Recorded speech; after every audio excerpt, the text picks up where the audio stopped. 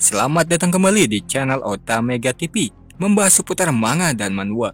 Kali ini Mimin akan kembali melanjutkan alur cerita kembali dari dunia dewa, part ke-13. Tidak usah lama-lama, kita langsung aja ke alur ceritanya. Di part sebelumnya, kita membahas sampai King membunuh Yunhai, salah satu murid suci yang memimpin penyerangan ke keluarga Yun di kota Tianyu.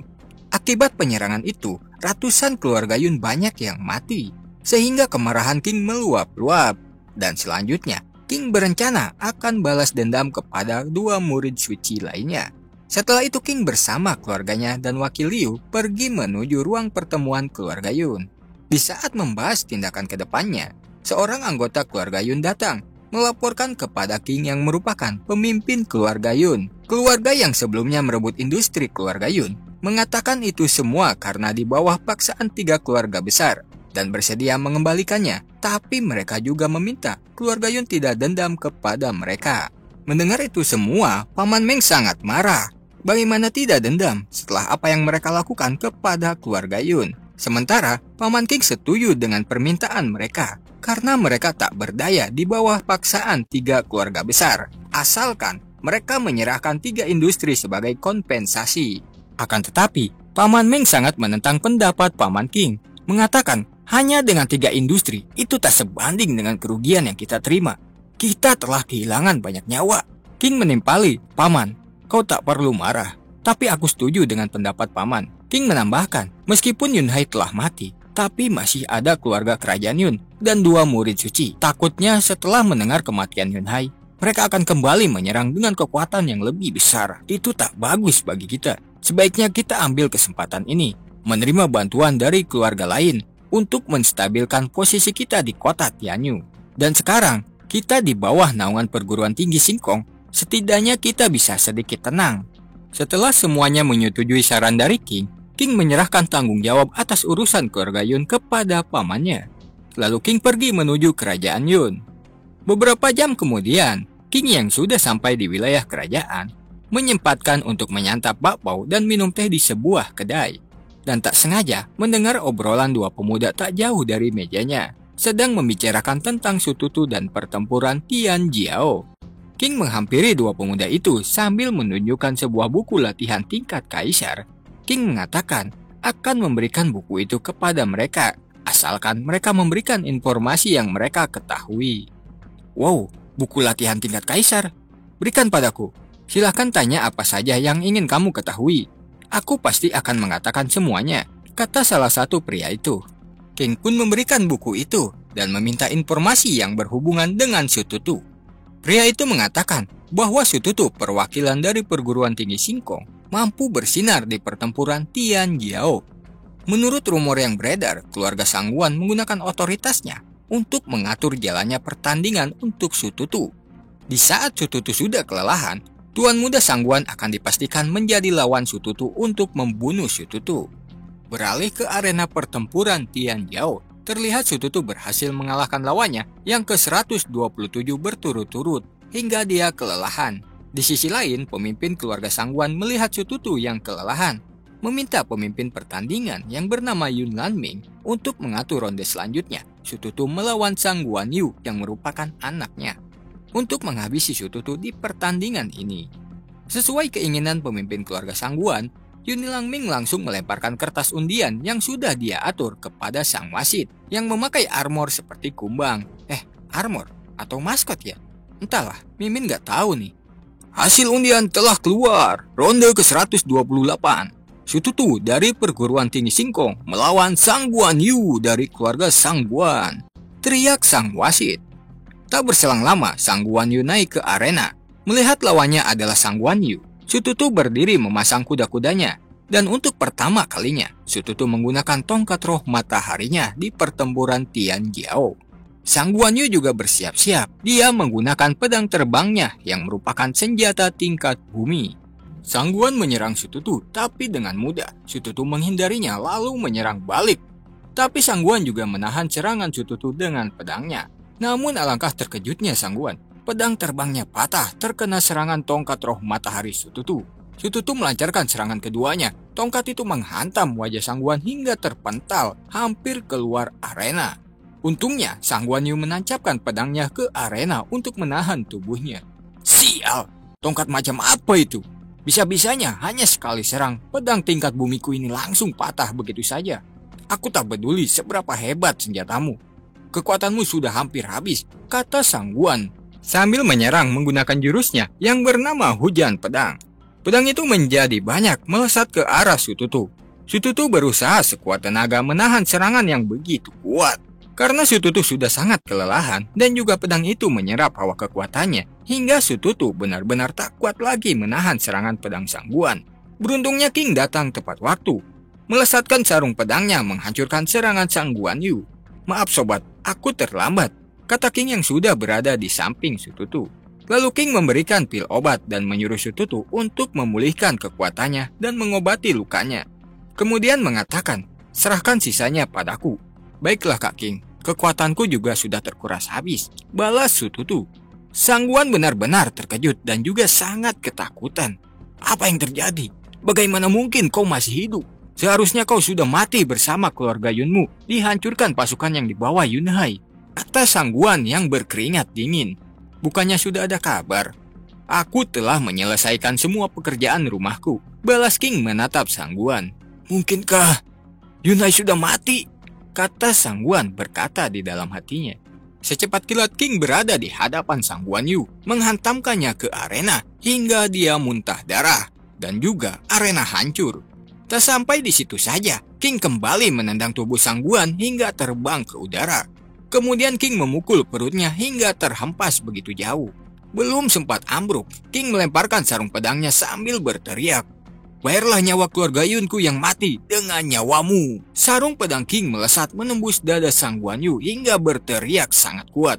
Lagi-lagi King menyerang Sang Guan yang sudah sekarat menggunakan api langit membakar tubuh Sang Guan Yu hingga mati menjadi debu. Pemimpin Sang Guan segera ke arena melihat anak kesayangannya mati. Dia di sana menangis meratapi kematian anaknya sambil memegang debu anaknya.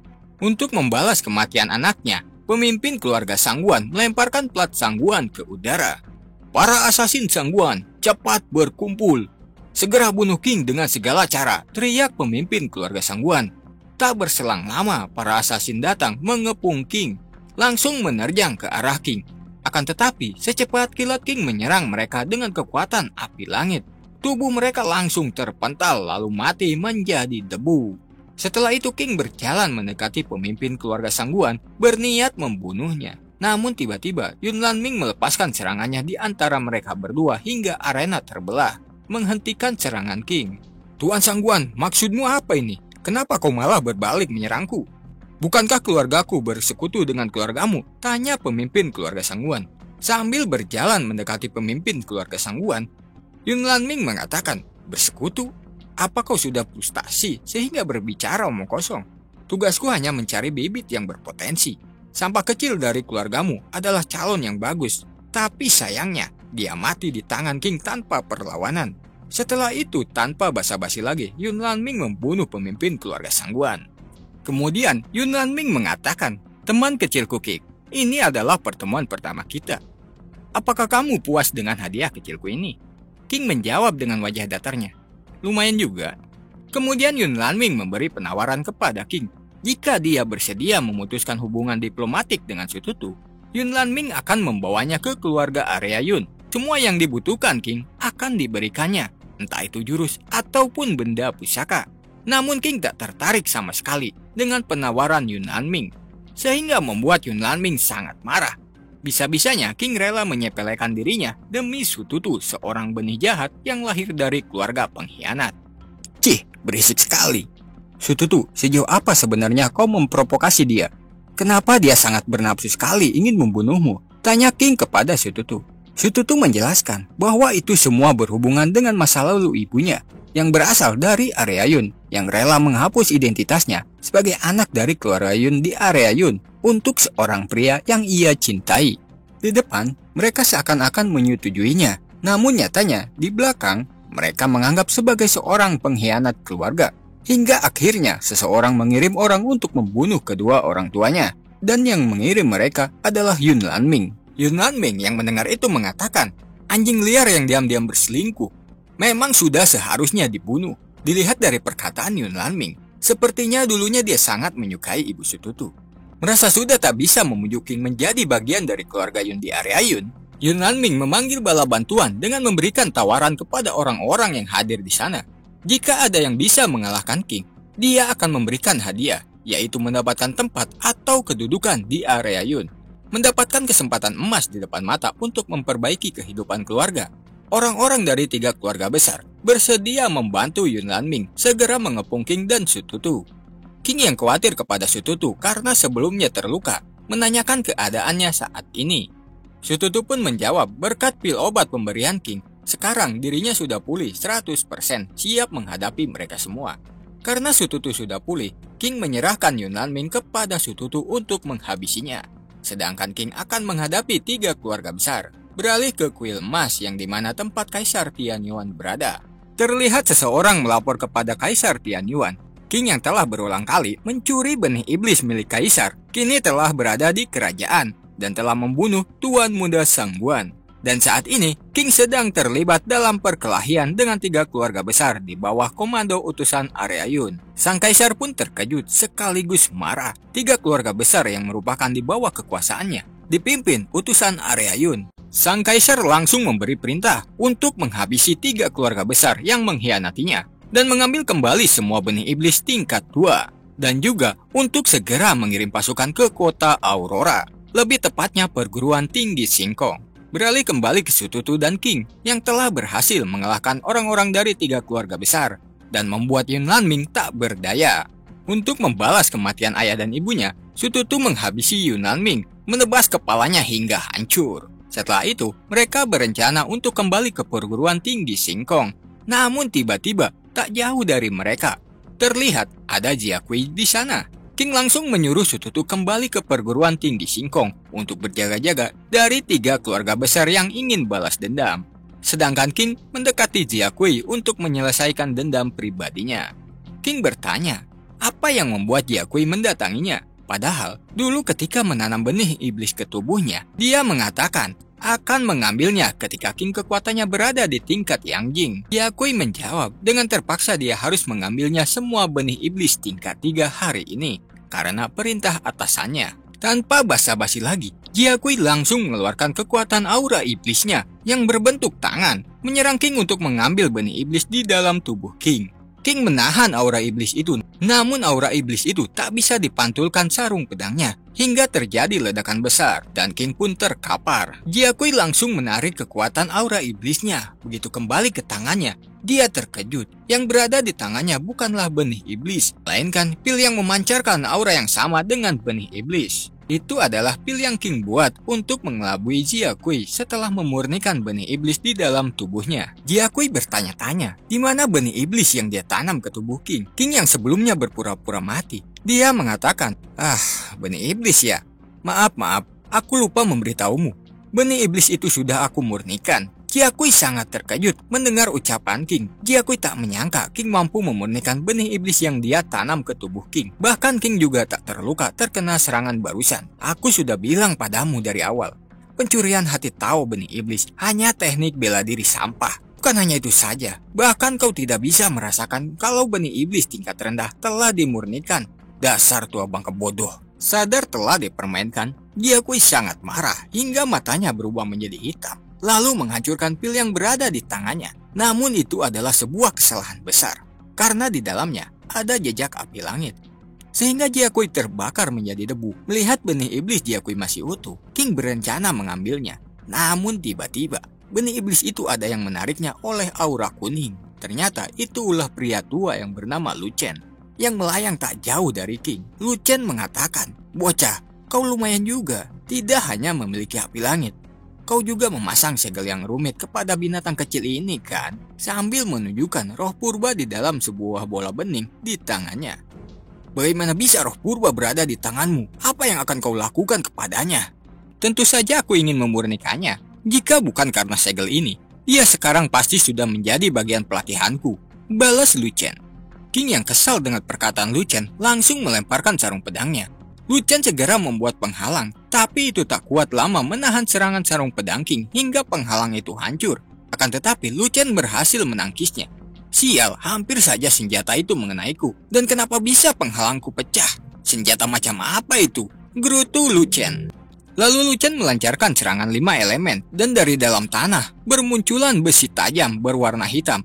Tapi King lebih dulu melompat ke udara, sehingga besi tajam itu tak mengenainya. Di saat King akan mendaratkan kakinya ke tanah di sisi lainnya, tiba-tiba besi tajam bermunculan kembali. Beruntungnya Li Ranyu yang sudah berada di sana segera melesatkan anak panahnya untuk dijadikan pijakan oleh King. King melompat dari panah satunya ke panah lainnya, menuju ke tempat Li Ranyu bersembunyi.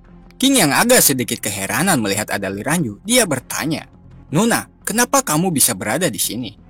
Ketika sedang menghadapi perguruan Kunyi, roh purba datang membantuku. Namun dia ditangkap dan dibawa pergi oleh pria tua itu. Aku mengikuti diam-diam untuk menyelamatkan roh purba. Mendengar perkataan Li Ranyu, King pun berterima kasih dan meminta tolong untuk membantu mengalahkan Lu Chen. Saat Lu Chen mencari keberadaan King, King segera menyerang Lu Chen dari arah belakang secara tiba-tiba. Tapi sayangnya, Lu Chen segera mengetahui serangan King. Lu Chen membuat perisai tanah berduri dengan kekuatan 5 elemennya hampir mengenai King. Dengan sigap Li Ranyu melesatkan anak panahnya untuk dijadikan pijakan King untuk mengubah arah serangan. Lu Chen segera menutup perisai pasir agar dia bisa bertahan di dalamnya. Tapi King dengan kesadaran dewanya, Lu Chen membekuk semua, kelima panca inderanya lumpuh total. Lalu King menghancurkan perisai tanahnya, sehingga dengan leluasa Li Ranyu melesatkan anak panahnya menembus tubuh pria tua itu dari arah belakang dan akhirnya Lu Chen pun mati. Beberapa saat kemudian, roh purba yang sebelumnya tertangkap pria tua itu akhirnya bebas, melompat ke pelukan King sambil membawa benih iblis. King mencoba menenangkan roh purba yang terlihat sangat ketakutan. Dan King tak lupa berterima kasih kepada Li Ranyu yang telah membantunya mengalahkan pria tua itu.